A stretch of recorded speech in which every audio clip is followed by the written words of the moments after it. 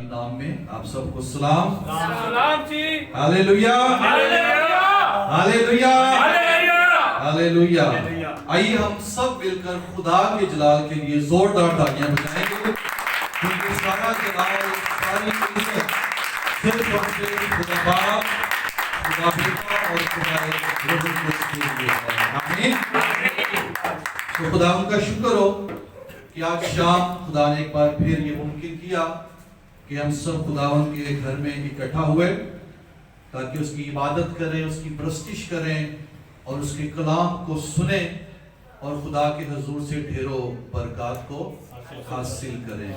تو اس سے پہلے کہ ہم خدا کے کلام کو کھولیں اور آج کے حوالے کو تلاوت کریں، میں یہ بات آپ کے گوش گزار کرنا چاہتا ہوں۔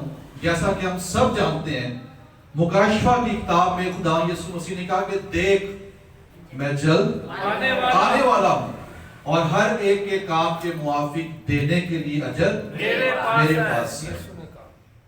اور آپ جانتے ہیں اس وقت دنیا کی جو صورتحال ہے، جو کچھ دنیا میں ہو رہا ہے، یہ سب چیزیں ہمیں بتا رہی ہیں کہ یسوع کی آمد بہت نزدیک ہے، وہ بہت جلد آنے والا ہے۔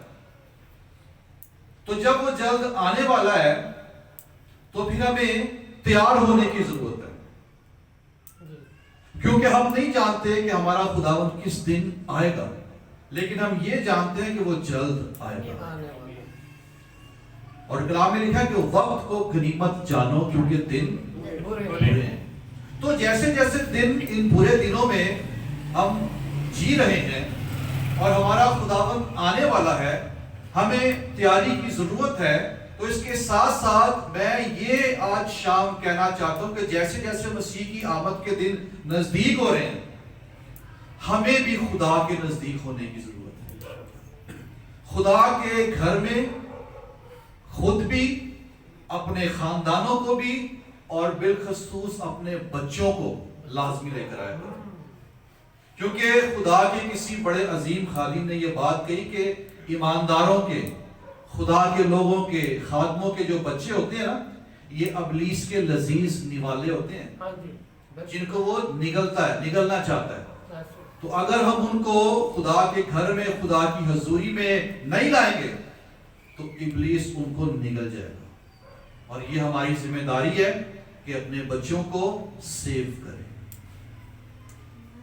بہت اچھی بات ہے جب آپ اپنے بچوں کے لیے دعا کرتے ہیں، کرنی چاہیے، لیکن صرف دعا ہی نہیں، انہیں عملی طور پر خدا کی حضوری میں رہنے کا، خدا کے گھر میں آنے کا کے لیے بھی انہیں پابند کریں تاکہ وہ ابلیس سے، شریر سے محفوظ رہ سکیں۔ آمین۔ سو آئیے آج شام جن کے پاس بائبل مقدس ہے میرے ساتھ نکالیے متی رسول کی معرفت لکھی گئی انجیل، اس کا 18واں باب اور اس کی 18ویں آیت سے لے کر 20ویں آیت تک کلام مقدس میں سے پڑھیں گے۔ متی کی انجیل 18واں باب 18ویں آیت سے لے کر 20ویں آیت تک پڑھیں گے۔ سو لکھا ہے، میں تم سے سچ کہتا ہوں۔ اس سے پہلے کہ آگے بڑھیں، اس لفظ پر ذرا ٹھہریے۔ یسوع نے کہا کہ میں تم سے سچ کہتا ہوں، اور اناجیل میں بہت سے مقامات پر خداوند نے یہ کہا میں تم سے سچ کہتا ہوں یا تم سے سچ کہتا ہوں۔ تو آپ کو پتہ ہے اس کا مطلب کیا ہے؟ یونانی میں اس کا مطلب ہے آمین۔ جب ہم دعا کرتے ہیں، تلاوت کرتے ہیں، عبادت کا اختتام کرتے ہیں تو ہم کیا کہتے ہیں؟ آمین۔ اس کا کیا مطلب ہے؟ ایسا ہی ہو۔ لیکن جب ہم تو دعا کے اینڈ پر، کسی بات کے آخر پر، تلاوت کے اور عبادت کے اختتام پر آمین کہتے ہیں، لیکن یسوع بات شروع کرنے سے پہلے ہی آمین کہتا ہے۔ اس کا مطلب کہ ایسا ہی ہوگا۔ ہالےلویا۔ تو خداوند کہہ رہا ہے کہ میں تم سے سچ کہتا ہوں، آمین، کہ جو کچھ تم زمین پر باندھو گے وہ آسمان پر بندھے گا، اور جو کچھ تم زمین پر کھولو گے وہ آسمان پر کھلے گا۔ پھر میں تم سے کہتا ہوں کہ اگر تم میں سے دو شخص زمین پر کسی بات کے لیے جسے وہ چاہتے ہوں اتفاق کریں تو وہ میرے باپ کی طرف سے جو آسمان پر ہے ان کے لیے ہو جائے گی، کیونکہ جہاں دو یا تین میرے نام پر اکٹھے ہیں وہاں میں ان کے بیچ میں ہوں۔ پاک کلام کے پڑھے اور سنے جانے پر خداوند کی برکت ہو، آمین آمین۔ سو عزیزو، یہ جو ٹیکسٹ آج شام ہم نے خدا کے کلام میں سے پڑھا، اور یہ جو 20ویں آیت ہے، یہ 20ویں آیت بائبل مقدس کی مشہور ترین آیات میں سے ایک آیت ہے جسے مسیحی دنیا میں بہت زیادہ ایماندار بھی، خدام بھی کوٹ کرتے ہیں۔ اس حوالے کو کثرت سے استعمال کیا جاتا ہے، اور خاص طور سے وہاں جہاں چرچ میں ایمانداروں کی یا لوگوں کی تعداد کم ہو، ہم اس حوالے کو کوٹ کرتے ہیں، اور یہ حوالہ ہمارے ایمان کو مضبوط کرتا ہے۔ اس حوالے سے ہمیں تسلی ملتی ہے، ہمیں اطمینان ملتا ہے کہ اگرچہ ہم کم ہیں، ہم تھوڑے ہیں، لیکن اس کے باوجود ہمارے خداوند کا یہ وعدہ ہے کہ وہ ہمارے درمیان میں موجود ہے، وہ ہمارے درمیان میں رہتا ہے۔ اور یہ آیت جو ایک خوبصورت وعدہ ہے، ہمارے لیے ہمیشہ تسلی، شادمانی کا وسیلہ بنتی ہے۔ لیکن ایک بات جسے میں المیہ کہوں گا وہ یہ ہے کہ اگرچہ اس آیت کو، اس حوالے کو بہت زیادہ کوڈ کیا جاتا ہے، لیکن موسٹلی اس ٹیکسٹ کو آؤٹ آف کانٹیکسٹ یوز کیا جاتا ہے۔ جو اس آیت کا سیاق و سباق ہے اس سے باہر نکل کر اس آیت کو پیش کیا جاتا ہے، جس کی وجہ سے اکثر کئی لوگ جو ہیں اس کی غلط تشریح کرتے ہیں۔ اس کی جو تفسیر ہے وہ درست بیان نہیں کی جا سکتی۔ کیوں؟ کیونکہ اسے آؤٹ آف کانٹیکسٹ، اس کا جو اصل سیاق و سباق ہے اس سے الگ ہو کر لوگ اسے بیان کرنے کی کوشش کرتے ہیں۔ لیکن آج یہ بات یاد رکھیں، بائبل مقدس کا کوئی بھی حوالہ ہے، کوئی بھی آیت ہے، اس کا اپنا ایک کانٹیکسٹ ہے، اس کا اپنا ایک سیاق و سباق ہے جس میں وہ بات کی جا رہی ہے، اور اس سیاق و سباق کو سمجھنے کی ضرورت ہے۔ اسے سمجھے بغیر، اسے بیان کیے بغیر اگر ہم کسی بھی آیت پر بات کرنا شروع کر دیتے ہیں تو یہ درست طریقہ نہیں ہے۔ اور آپ کو پتہ ہے خدا کی کسی بڑے عظیم خادم نے یہ بات کہی ہے کہ ابلیس جو ہے، ابلیس ہمیشہ خدا کے کلام کو آؤٹ آف کانٹیکسٹ یوز کرتا ہے۔ وہ کبھی بھی سیاق و سباق کے مطابق کلام کو استعمال نہیں کرتا، اور اس کی سب سے جو بہترین مثال ہمارے سامنے ہے بائبل مقدس میں، جب وہ یسوع مسیح کی آزمائش کر رہا تھا، 3 دفعہ آزمایا اس نے۔ کیا کہتا ہے؟ اگر تو خدا کا بیٹا ہے تو اپنے تئیں نیچے گرا دے۔ کیوں؟ کیونکہ تیری بابت لکھا ہے۔ اب یہ کلام کو کوڈ کرنے لگا ہے زبور 91 سے کہ تیری بابت لکھا ہے کہ وہ اپنے فرشتوں کو حکم دے گا تاکہ وہ تجھے اپنے ہاتھوں پر اٹھا لیں، تاکہ تیرے پاؤں کو پتھر سے ٹھیس نہ لگے۔ اب اس نے یہ کلام کا حوالہ زبور 91 کا کس کے سامنے کوٹ کیا ہے؟ یسوع کے سامنے، ٹھیک ہے، اور آؤٹ آف کانٹیکسٹ یوز کر رہے ہیں۔ زبور 91 آپ پورا پڑھ لیں، اگرچہ اس کا اطلاق خدا یسوع مسیح پر ہوتا ہے، لیکن کیا وہاں پر کہیں لکھا ہے کہ جب یسوع چھلانگ لگائے گا تو اس وقت فرشتے آئیں گے اور اسے ہاتھوں پر اٹھا لیں گے؟ ایسا کچھ نہیں لکھا ہوا۔ وہ اس حوالے کو آؤٹ آف کانٹیکسٹ استعمال کر رہا ہے، اور کس کے سامنے کر رہا ہے؟ یسوع کے سامنے۔ تو یسوع نے کیا کہا؟ لکھا ہے کہ تو اپنے خدا کی آزمائش نہ کر۔ یسوع نے بھی اسے کلام سے جواب دیا، لیکن یسوع مسیح نے آؤٹ آف کانٹیکسٹ بات نہیں کی، کانٹیکسٹ میں رہ کر اسے جواب دیا۔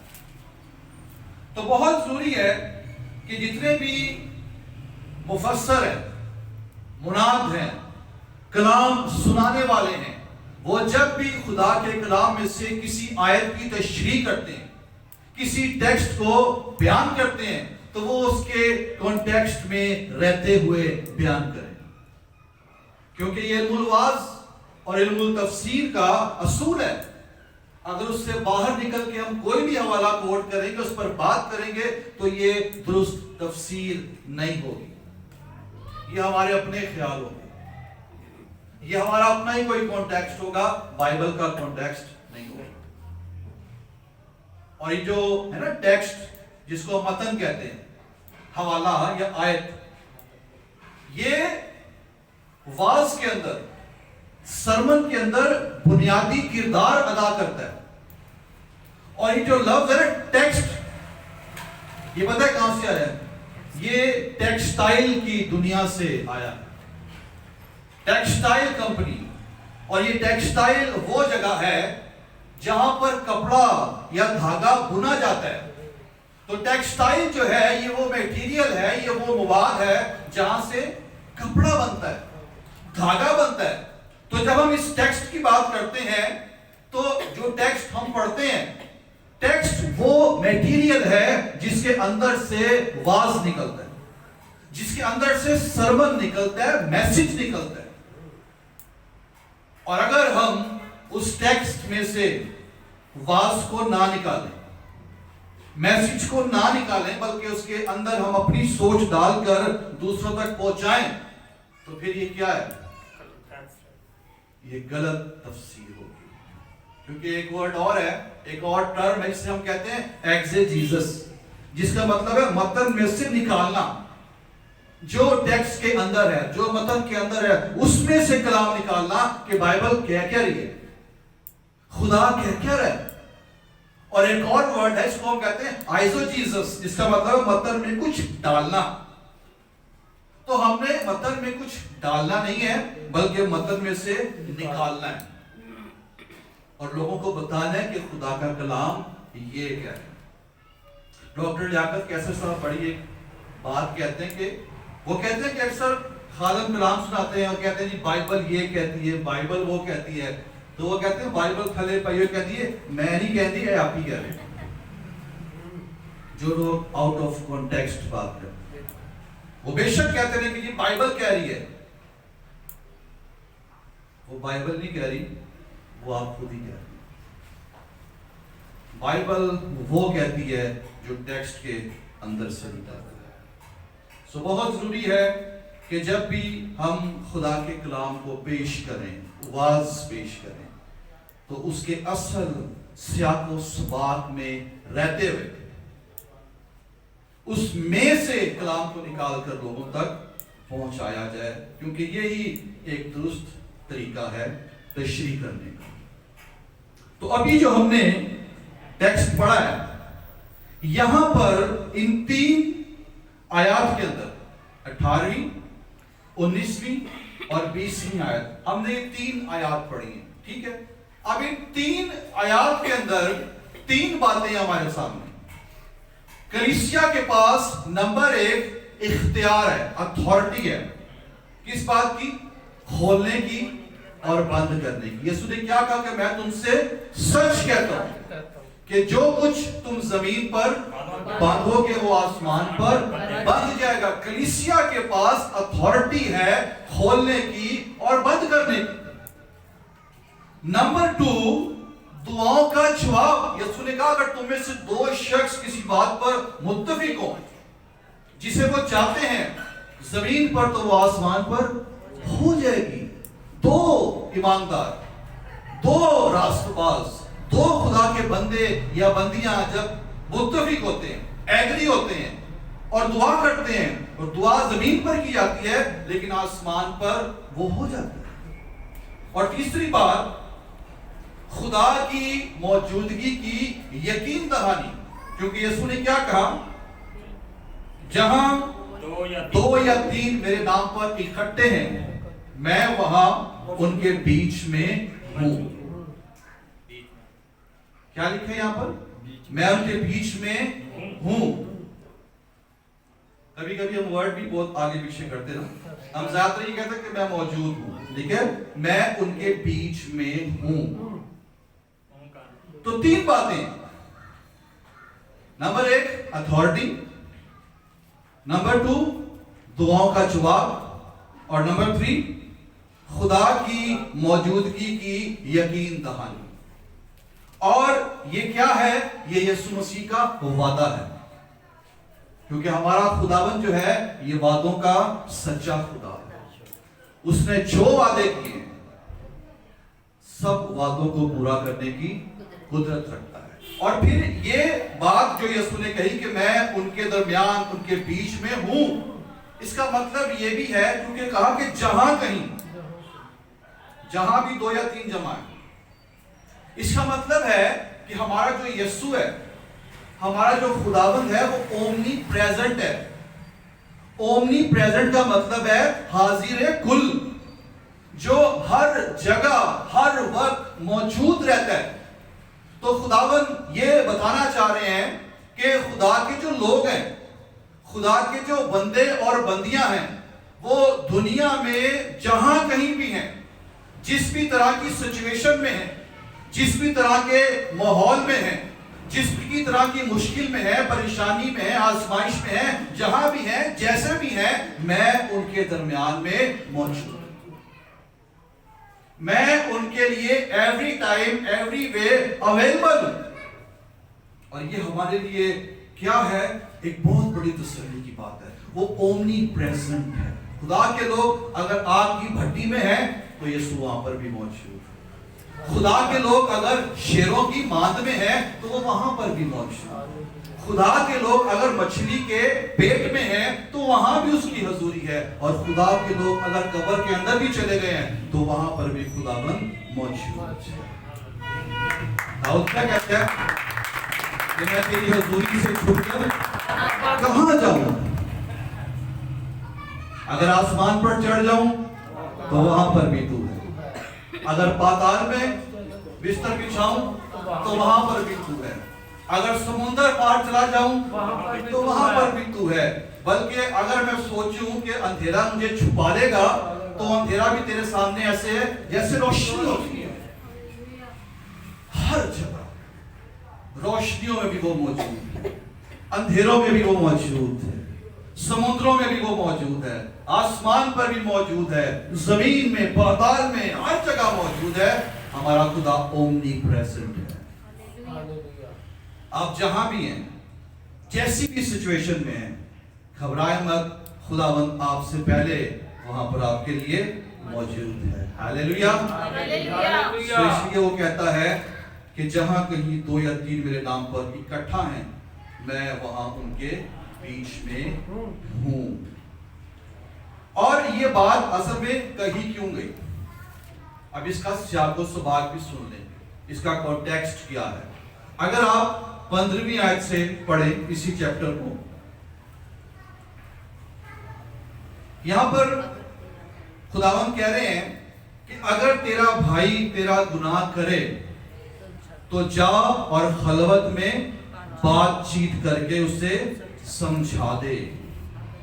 یہ بات ہو رہی ہے کہ تیرا بھائی، اب وہ بھائی جو ہے وہ خاندانی طور پر بھائی بھی ہو سکتا ہے، یا کلیسیائی طور پر بھی وہ آپ کا بھائی ہو سکتا ہے، اور اس بھائی سے اگر کوئی گناہ ہو جائے، اگر کوئی بدی سرزد ہو جائے، یا اگر وہ ایسی غلطی کر بیٹھے یا کیسا کام کر بیٹھے، تو کیا کر پہلا سٹیپ کیا ہے؟ پہلا سٹیپ یہ ہے کہ خلوت میں سیپریٹلی اکیلے میں جا کر کیا کر، اس سے بات چیت کر، اسے سمجھا کہ بھائی یہ کام مت کر، ایسے کاموں میں شامل مت ہوا کر، یہ ٹھیک نہیں ہے، یا اس چیز کو چھوڑ دے۔ سیپریٹلی اکیلے میں خلوت میں بات چیت کر کے اسے سمجھا دے۔ لیکن اگر وہ نہ سنے تو پھر دوسرا سٹیپ ہے، اگر تو وہ سن لے پہلی بات میں تو تو نے اپنے بھائی کو پا لیا، لیکن اگر نہ سنے تو سیکنڈ سٹیپ کیا ہے؟ 2-3 آدمیوں کو ساتھ لے جا اور ان کو گواہ بنا کر اسے سمجھا۔ اب ان کی بھی اگر نہ سنے تو پھر کیا کر؟ کلیسیا، ٹھیک ہے، کلیسیا اسے سمجھائے۔ تب بھی نہ سنے تو کیا کر؟ اسے غیر قوم اور محصول لینے والوں کے برابر جا، ٹھیک ہے۔ اب یہ اس کا کانٹیکسٹ ہے کہ اگر کوئی گناہ کرتا ہے، غلطی کرتا ہے، پہلی بات اکیلے میں، سیکنڈ 2-3 لوگ، پھر تھرڈ کلیسیا۔ اس کے باوجود بھی اگر وہ نہ سنے نہ مانے تو پھر کلیسیا کے پاس یہ اتھارٹی ہے کہ اس شخص کے لیے تعدیب کر سکے، کلیسیا کے پاس یہ اختیار ہے کہ اسے نکال سکے، لیکن نکالنے کے بعد بھی صلح کے لیے دروازہ جو ہے کھلا رکھے، تاکہ جب کبھی وہ توبہ کرے یا واپس آئے تو کھلے دل سے خوشی سے اسے قبول کیا جائے۔ اور اس کام کو کرنے کے لیے اتھارٹی کون دے رہا ہے؟ یسوع دے رہا ہے۔ اور کیا ہے کہ اسے کیا کر؟ غیر قوم اور محصول لینے والوں کے برابر جان۔ کلیسیا کے پاس یہ اختیار ہے، اور اس اختیار کو استعمال کرنے کے لیے کتنے لوگ درکار ہیں؟ تم میں سے 2 شخص، ٹھیک ہے، 2 یا 3 جہاں پر جمع ہیں۔ اس عمل کو کرنے کے لیے ضروری نہیں کہ پوری کابینہ اکٹھی ہو، اس عمل کو کرنے کے لیے 2 لوگ 3 لوگ کافی ہیں، کیونکہ ان 2-3 لوگوں کے بیچ میں ہوں، میں ان کے درمیان میں ہوں اس کاروائی کے اندر، کیونکہ میں نے تم کو اختیار دیا ہے۔ اور اس کانٹیکسٹ کو سامنے رکھتے ہوئے خداوند نے یہ بات کہی ہے کہ کلیسیا اس کے مطابق جب دعا کرے گی، کسی شخص کو پابند کرے گی، ٹھیک ہے، اسے باہر جانے کے لیے کہے گی، تو آسمان پر اس بات کا احترام کیا جائے گا۔ جو کچھ تم زمین پر باندھو گے، آپ اس شخص کی تعریف کر رہے ہیں، اس کو سمجھایا گیا، وہ نہیں مانا، آپ اسے باہر کر رہے ہیں، تو خدا اس بات کو سنے گا۔ لیکن اگر کل کو وہ واپس آتا ہے، توبہ کرتا ہے، تو پھر بھی خدا نے یہ اختیار دیا ہے کہ جب ہم اسے قبول کریں گے تو خدا قبول کرنے کی منظوری دے رہا ہے کہ اسے آپ کلیسیا میں شامل کر سکتے ہیں، بشرط یہ کہ وہ توبہ کے ساتھ، خالص نیت کے ساتھ واپس خدا کے پاس آتا ہے۔ تو اس کانٹیکسٹ میں یہ بات کی گئی کہ جو کچھ تم باندھو گے وہ کھلے گا، 2 لوگ متفق ہوں تو وہ ہو جائے گا، اور جہاں 2-3 لوگ ہیں میں وہاں پر ان کے بیچ میں ہوں، ٹھیک ہے۔ اس سیاق و سباق میں یہ بات کی گئی ہے۔ لیکن وہ جو 2 لوگ ہیں، اس سے پہلے کہ وہ کچھ باندھیں یا کھولیں یا کوئی دعا کریں، ان کے بیچ میں کیا ہونا چاہیے؟ اتفاق۔ اگر 2 شخص کسی بات کے لیے اتفاق کریں، یونائٹ ہوں، ایگری ہوں، ایک ہوں، تو پھر ان کے لیے ہو جائے گی۔ سو متفق ہونا بہت ضروری ہے. خدا نے اگرچہ کلیسیا کو اتھارٹی دی ہے لیکن اس اتھارٹی کو یوز کرنے کے لیے یونٹی کی ضرورت ہے. اگر یونٹی نہیں ہے تو پھر اس اتھارٹی کو آپ یوز نہیں کر سکتے, کیونکہ پھر خداوند بیچ میں موجود نہیں ہوگا. کیونکہ ہمارا جو خدا ہے وہ یونٹی کا خدا ہے, وہ یونٹی کو پسند کرتا ہے, وہ یونٹی میں رہتے ہوئے کام کرتا ہے. کیونکہ ٹرینٹی جو ہے, تثلیث جو ہے, یہ ہمیشہ یونٹی میں کام کرتی ہے اور خدا یونٹی کو پسند کرتا ہے. اور یہاں پہ لکھا ہے کہ دو شخص اتفاق کریں. یہ جو ورڈ ہے نا اتفاق, گریک ورڈ ہے سومفینیو. اس کا مطلب پتہ ہے کیا؟ ہارمنی, ہم آہنگی. یہ لفظ جو ہے میوزک ورڈ سے آیا. کہاں سے ہے؟ میوزک ورڈ سے. اور میوزک میں کیا ہوتا ہے؟ ہارمنی ہوتی ہے, ہم آہنگی ہوتی ہے. اگر گانے والے بجانے والے اگر ایک نہیں ہوں گے یا ایک بھی کسی تال یا سر سے آگے پیچھے ہو رہا ہوگا تو کیا ہوگا؟ خراب ہوگا. تو ایک بہترین موسیقی کو پیش کرنے کے لیے سب کے بیچ میں کیا ضروری ہے؟ ہم آہنگی, اتفاق, یونٹی, ہارمنی. جب وہ ایک ہوں گے تو پھر ایک اچھی موسیقی پیش کر سکیں گے. لیکن اگر ان میں یونٹی نہیں ہوگی تو پھر وہ سب کچھ کیا ہوگا؟ خراب ہو جائے گا. تو اسی طرح جو ایماندار ہیں, کلیسیا ہے, ان کو بھی اتھارٹی کو یوز کرنے کے لیے ہارمنی, ہم آہنگی, ایک ہونے کی ضرورت ہے. اور یہ جو ایک ہونا ہے یہ تو خدا کے نزدیک اتنا پسندیدہ ہے کہ ہم بائبل میں پڑھتے ہیں کہ جب گانے والے اور بجانے والے مل گئے, ایک ہو گئے تو کیا ہو گیا؟ ابر چھا گیا. جب وہ سب ہارمونائز ہو گئے, سب وہ یونائٹ ہو گئے, سب وہ ایک ہو گئے, سب وہ ایک دوسرے سے ایگری ہو گئے تو پھر کیا ہوا؟ خدا کا ابر چھا گیا. خدا کا ابر بھی, خدا کی حضوری بھی, خدا کا مسا بھی یونٹی میں ہی آتا ہے. جب یونٹی نہیں ہوتی تو پھر مسا بھی نہیں ہوتا. سو ان کے پاس اختیار ہے اور ان کو دعاؤں کا جواب ملتا ہے اور خدا ان کے درمیان میں ہوتا ہے کن کے؟ جو یونٹی میں رہتے ہیں. اور خدا نے کہا جہاں کہیں میرے نام پر اکٹھے, اس سے کیا مراد ہے؟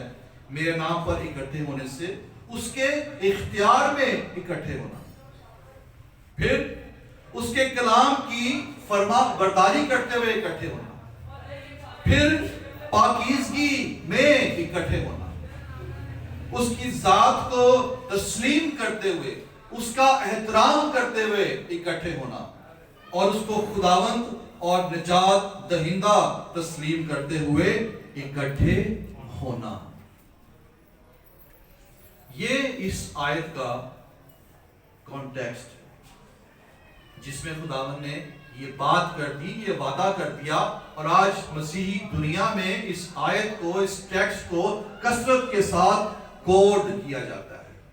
لیکن ہمیں اس کے ٹیکسٹ کو, اس ٹیکسٹ کے کانٹیکسٹ کو بھی ہمیشہ ذہن میں رکھنا ہے کہ خداوند نے یہ بات دراصل کی کیوں ہے. اگر 2-3 لوگ کلیسیا میں آئے ہیں لیکن ان میں یونٹی نہیں ہے, ان میں ہم آہنگی نہیں ہے, وہ مسیح کے اختیار میں, مسیح کی پاکیزگی میں, مسیح کا احترام کرتے ہوئے اکٹھے نہیں ہوئے, تو پھر وہ موجود نہیں ہے. وہ موجود اسی صورت میں ہے جس طرح سے کلام بیان کر رہا ہے. سو بہت ضروری ہے کہ ہم اس آیت کو, اس کے سیاق و سباق میں سمجھیں. تو مختصر میں نے آپ کو اس کا کانٹیکسٹ بیان کیا ہے. اب مختصر میں اس تھاٹ کو شیئر کروں گا, اس روحانی معنی کو آج شام آپ کے ساتھ شیئر کروں گا جو خدا نے اس آیت کی روشنی میں مجھے دیا. خداوند نے کہا کہ جہاں کہیں 2-3 اکٹھے ہیں وہاں پر کیا ہوں میں؟ بیچ میں ہوں, موجود میں ہوں, درمیان میں ہوں. تقریباً سملر ورڈز ہے, کچھ بھی کہہ سکتے ہیں. تو آج شام میں یہ بیان کرنا چاہتا ہوں, ہمارا یہ ٹاپک ہے کہ یسوع درمیان میں ہے. Jesus is midst. وہ ہمارا درمیانی ہے. اور آپ کو پتہ ہے بائبل مقدس کے اندر تیموتھیوس کے خط میں لکھا ہے کہ یسوع کیا ہے؟ ہمارا درمیانی ہے. اور خدا یسوع مسیح جو ہے یہ وہ شخصیت ہے جو بائبل مقدس کا مرکز ہے، بائبل مقدس کا درمیانی ہے. اور اسی لیے آج شام ہم یہ بات کریں گے کہ یسوع کیا ہے؟ درمیان میں ہے، بیچ میں ہے، موجود ہے. ہم جب بائبل کو پڑھیں گے تو مختلف جگہوں پر ہم یسوع مسیح کو بیچ میں دیکھیں گے. مثال کے طور پہ جب خدا یسوع مسیح مردوں میں سے جی اٹھا تو ہم یسوع کو شاگردوں کے بیچ میں دیکھتے ہیں. کبھی مسیح کو سائڈ پر نہیں آپ دیکھیں گے. مسیح کو کہاں دیکھیں گے؟ بیچ میں دیکھیں گے. مکاشفہ 1:13 میں یسوع آپ کو چراغ دانوں کے بیچ میں نظر آئے گا. اور یہ چراغ دان کلیسیائیں ہیں. پھر مکاشفہ 5:6 میں خداوند یسوع جانداروں اور بزرگوں کے بیچ میں نظر آئے گا کیونکہ وہ درمیانی ہے. پھر جب یسوع مسیح کراس پر تھا یوحنا 19:18 ڈاکوؤں کے بیچ میں. مسیح کی صلیب سائڈ پر بھی ہو سکتی تھی لیکن کیوں بیچ میں تھی؟ کیونکہ وہ درمیانی ہے. اور پھر یہ نوشتوں کی تکمیل تھی کیونکہ یسایہ 53:9 میں لکھا ہے کہ وہ بدکاروں کے درمیان شمار کیا گیا. اور پھر یہ دنیا کے بیچ میں ہونے کو بھی ظاہر کرتا ہے کیونکہ دنیا کے ہر شخص کو نجات کی ضرورت ہے اور نجات دینے والا درمیان میں موجود. اور وہ کون ہے؟ خداوند یسوع مسیح ناصری. اور خداوند یسوع مسیح پھر ہسٹری کا درمیانی ہے، تاریخ کا درمیانی ہے. اس نے تاریخ کے 2 حصے کیے ہیں. جب بھی ہسٹری کی بات ہوگی تو کہا جائے گا قبل از مسیح اور بعد از مسیح. وہ ہسٹری کے بھی بیچ میں، درمیان میں ہے کیونکہ وہ ہمارا درمیانی ہے. سو آئیے ایک حوالہ پڑھیں، پہلا تیموتھیوس اس کا 2 باب اور اس کی 5ویں آیت. ہم بات کریں گے یسوع مسیح کے درمیانی ہونے کے حوالے سے. لکھا ہے کیونکہ خدا ایک ہے اور خدا اور انسان کے بیچ میں درمیانی بھی ایک ہے، یعنی مسیح یسوع جو انسان ہے. ہاللیلویا. خدا کتنے ہیں؟ خدا ایک ہے. اور اس کے بیچ میں درمیانی کتنے ہیں؟ درمیانی بھی ایک ہے. اور وہ کون ہے؟ خداوند یسوع مسیح جو کیا ہے؟ انسان ہے. یہاں پر لکھا ہے جو انسان ہے. وہ کامل خدا اور کامل انسان ہے. اور وہ انسان بن کر خدا اور انسان کا کیا بنا ہے؟ درمیانی بنا ہے، بیچ میں آیا ہے. آپ کو پتہ ہے خدا اور انسان کے بیچ میں گناہ کی وجہ سے ایک بہت بڑی دیوار حائل ہو چکی تھی. گناہ کے سبب سے انسان اور خدا کے بیچ میں دشمنی تھی. انسان خدا کے جلال سے محروم، انسان جہنم کی سزا کا وارث، موت کا حقدار تھا، ابلیس کی قید میں تھا، خدا کے غضب کے نیچے تھا. انسان اور خدا کے بیچ میں گناہ کے سبب سے کیا تھی؟ دشمنی تھی. لیکن کیا ہوا؟ یسوع بیچ میں آ گیا، صلیب بیچ میں آ گئی. اس نے فدیہ دیا، اس نے کفارہ دیا، اس نے صلیب پر جان دی، اپنا بیش قیمت خون بہایا اور صلیب پر فتح مندی کا نعرہ مارا اور کہا کہ تمام ہوا. اور آپ کو پتہ ہے خدا انسان کے گناہ کے سبب سے انسان سے خدا روپوش ہو گیا، خدا پردوں کے پیچھے چلا گیا. ہیکل کا جو پاک ترین مقام تھا اس جگہ پر کوئی نہیں جا سکتا تھا کیونکہ وہاں پر خدا کی حضوری ہوتی تھی, خدا کی گلوری, خدا کی شکائنہ وہاں پر ہوتی تھی. صرف سردار کاہن جو سال میں ایک بار جاتا تھا, کیونکہ خدا انسان کے گناہ کے سبب سے پردوں کے پیچھے چلا گیا تھا, روپوش ہو گیا تھا. لیکن جب خداوند یسوع مسیح نے صلیب پر جان دی, کفارہ دیا اور فتح کا نعرہ مارا کہ تمام ہوا, تو وہی پردہ, مقدس کا پردہ لکھا ہے کہ اوپر سے نیچے تک 2 ٹکڑے ہو کر پھٹ گیا, اور وہ خدا جو انسان سے روح پوش ہو گیا تھا, خدا پھر انسان کے بیچ میں آ گیا, درمیان میں آ گیا. اس کی وجہ سے یسوع مسیح کے کفارے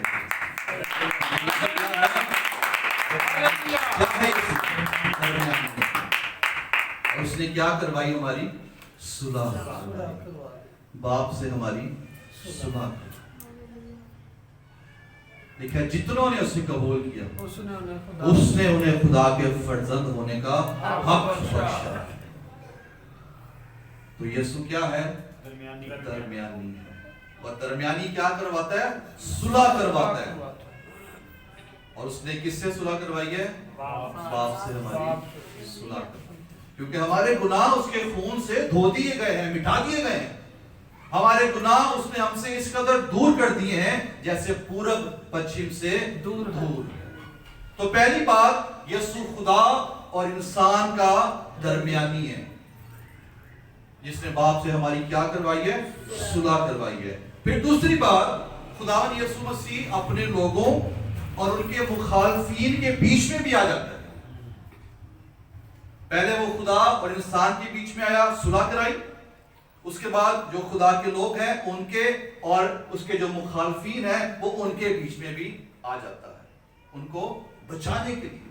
آپ کو یاد ہوگا خروج کی کتاب اس کے 14ویں باب میں, جب یہ قوم بنی اسرائیل مصر کی غلامی سے نکلے ہیں, تو جب یہ نکل گئے ہیں تو ان کے آگے خداوند کا فرشتہ جو تھا وہ بادل کا ستون بن کر ان کے آگے آگے چلتا تھا. اور سکولرز یہ بیان کرتے ہیں یہ جو خداوند کا فرشتہ ہے یہ دراصل خداوند یسوع مسیح کا ظہور ہے تجسم سے پہلے. تو خداوند یسوع دراصل ان کے آگے آگے چلتا ہے. لیکن جب آپ پڑھ لیجئے گا 14واں باب, جب قوم بنی اسرائیل نکل آئی ہے مصر سے, تو فرعون کے لشکر, فرعون کے رتھ قوم بنی اسرائیل کا پیچھا کر رہے تھے, اور آگے سمندر تھا اور دونوں طرف بڑے بڑے پہاڑ تھے. ان کے نکلنے کے لیے کوئی راستہ نہیں تھا. پیچھے قوم ہے اور قوم کے پیچھے کون ہے, فرعون اور اس کے رتھ. اب غور کریں کہ وہ بادل کا جو ستون ہے, خداوند کا جو فرشتہ جو ان کے آگے آگے چلتا ہے, وہاں پہ لکھا ہے کہ وہ آگے سے ہٹ کر ان کے پیچھے چلا گیا. قوم بنی اسرائیل اور مصریوں کے بیچ میں آ کے کھڑا ہوا, اور جب تک سمندر میں راستہ نہیں بن گیا تب تک وہ ان کے درمیان میں کھڑا رہا اور وہ ان کو نقصان نہ پہنچا سکے. اور جب راستہ بن گیا تو پھر قوم سمندر میں سے نکل گئی, اور جب یہ مصری آئے ہیں تو پھر یہ اسی سمندر میں ڈوب کر غرق ہو گئے. ہاللیلویہ. وہ خدا کے لوگوں کے اور اس کے مخالفین کے بیچ میں درمیانی ہے. وہ ابلیس اور ہمارے بیچ میں درمیانی ہے, اور وہ ہمیں کیا رکھتا ہے, محفوظ رکھتا ہے. مسیح کا ہمارے بیچ میں ہونا, ہمارے درمیان میں ہونا ہمارے تحفظ کی ضمانت ہے. آپ کو پتا جب کشتی میں طوفان آ گیا, اتنا خطرناک طوفان تھا کہ شاگرد گھبرا گئے کہ آج تو ہم گھر واپس نہیں جا سکتے, لیکن وہاں پر درمیان میں کون تھا, یسوع تھا جس نے ہوا کو تھمایا. یسوع کا بیچ میں ہونا یہ ہمارے تحفظ کی ضمانت ہے. اور یسوع جہاں ہمارے بیچ میں ہوتا ہے وہاں ہماری ضرورتیں پوری ہوتی ہیں. اتنی بڑی بھیڑ ہے, 5000 سے بھی زیادہ لوگ ہیں, اور روٹیاں کتنی ہیں, 5, اور مچھلیاں 2 ہیں, لیکن یسوع موجود ہے. اور جہاں وہ موجود ہوتا ہے بے شک روٹی کم ہو 5 ही क्यों ना हो, मछलियां 2 ही क्यों ना हो, खाने वाले हजारों ही क्यों ना हो, वो उन्हीं 5 मछलियों और उन्हीं 2 रोटियों से सबको शेयर करने की कुदरत रखता है। और सिर्फ शेयर नहीं होता, बच भी जाता है। हालेलुया। तब जब यीशु मौजूद होता है दरमियान में, बीच में। सो वो क्या है, हमारा दरमियानी है। जब वो दरमियान में होता है तो वो हमें नुकसानात से बचाता है, वो हमें हादसात से बचाता है, वो हमारी जरूरतों को पूरा करता है। लेकिन याद रखें, जहां जिनके बीच में यीशु मौजूद नहीं है वो कौमें बर्बाद हो जाती हैं, वो खानदान तबाह हो जाते हैं, वो कलीसियाएं खत्म हो जाती हैं जहां यीशु मौजूद नहीं होता। लेकिन जहां यीशु मौजूद है, जिनके दरमियान यीशु मौजूद है, वहां पर बड़े बड़े काम होते हैं। सुलह वहां पर होती है, सलामती वहां पर होती है, सेहत, तंदुरुस्ती, खुशहाली, तहफ्फुज, फतह वहां पर होती है जहां पर यीशु मौजूद होता है। और आज देखिए, गौर कीजिए, बहुत से खानदान हैं, बहुत से अज़वाज हैं जो तबाह हो गए। क्यों? क्योंकि यीशु दरमियान में नहीं।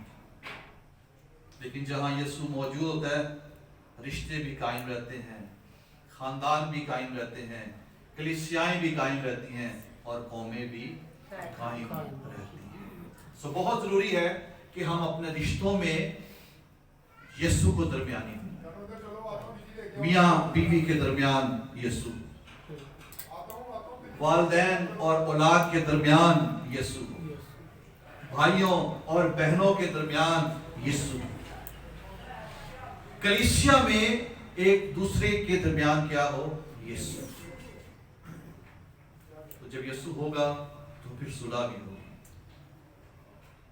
फिर बरकतें भी होंगी, फिर मौजज़े भी होंगे, फिर सारा कुछ ही होगा। तो यीशु जो है वो हमारा क्या है, आपको पता है ये जो दिल है ये इंसानी जिंदगी का मरकज है। क्या है? इंसानी जिंदगी का मरकज। तो दिल का मरकज पता है कौन होना चाहिए? यीशु। जब यीशु हमारे दिल का मरकज होगा, वो दरमियान में होगा, तो फिर हम जिंदगी के हर पहलू में, हर हलके में फतह पाएंगे, कामयाब होंगे, बरकत पाएंगे। और जब हम यूनिटी में रहेंगे एक दूसरे के साथ, तो फिर खुदा का ये वादा हमारी जिंदगी में पूरा होगा कि जहां कहीं भी हो, शहर में हो, खेत में हो, घर में हो, जॉब पर हो, स्कूल में हो, यूनिवर्सिटी में हो, कहीं पर भी हो, मुल्क में हो, मुल्क से बाहर हो, जहां भी हो, और जहां भी मेरे नाम से 2 या 3 जमा है, मैं वहां उनके दरमियान में मौजूद हूं, उनके बीच में। और जहां वो है, जहां वो मौजूद है, वहां बरकतें ही बरकतें। सो आज शाम हमारे लिए ये पैगाम है कि खुदावंद का जो ये वादा है ये हमारे लिए, लेकिन किस सूरत में? जब हमारे बीच में यूनिटी होगी, जब हमारे बीच में हम आहंगी होगी, जब हमारी फैमिलीज में हम आहंगी होगी। लेकिन अगर फैमिलीज में हम आहंगी नहीं है तो फिर यीशु नहीं है। तो जहां यीशु नहीं है वहां पर क्या है? बर्बादी। सो बहुत जरूरी है कि यीशु को हम अपने दिल का मरकज बनाएं, अपने अज़वाज का मरकज बनाएं, अपने खानदान का मरकज बनाएं, अपनी कलीसिया का मरकज बनाएं, वो हमारे दरमियान में हो। और जब वो दरमियान में होगा तो फिर हम एक बाबरकत जिंदगी गुजारेंगे। अगर आप में से कोई शख्स ये महसूस करता है, आप फील करते हैं कि आपके अज़वाज में या आपके खानदान में या आपके आसपास आपकी कारोबारी जिंदगी में आप फील करते हैं कि यीशु आपको नहीं नजर आ रहा, तो फिर आज शाम ये मैसेज आपके लिए। अपनी जिंदगी पर गौर करें, जो भी कमियां हैं, कमजोरियां हैं, उनको दूर करें, तौबा करें और यीशु से कहें कि ऐ खुदा यीशु मेरे دل میں اور میرے دل کا مرکز بن جاؤ. اور پھر یہ وعدہ ہمارے لیے ہے کہ جہاں کہیں 2 یا 3 میرے نام سے جمع ہے میں وہاں ان کے بیچ میں موجود ہوں. ہاللیلویا. ہمارا ایمان ہے یسوع یہاں پر موجود ہے. آئیے ہم اس کے جلال کے لیے زوردار تالی بجائیں.